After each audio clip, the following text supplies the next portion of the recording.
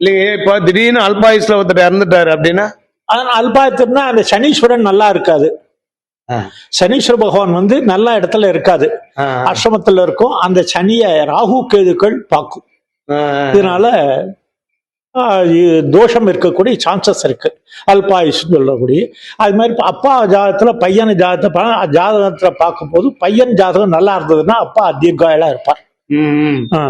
இப்ப சில பேர் உறவுகள் பிரிஞ்சு கிடப்பாங்க செதற தேங்காய் மாதிரி, அது என்ன காரணம்? என்ன காரணம்னா அவங்களுடைய கிரக பொசிஷன்ஸ், களத்திர ஸ்தானாதிபதி நல்லா இல்லாட்டா பிரியத்தான் செய்வாங்க.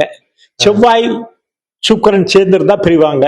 செவ்வாய் சூரியன் எந்த இடத்துல இருந்து மோசமான 7ஆம் இடத்துல இருந்தாலும் பிரிவாங்க.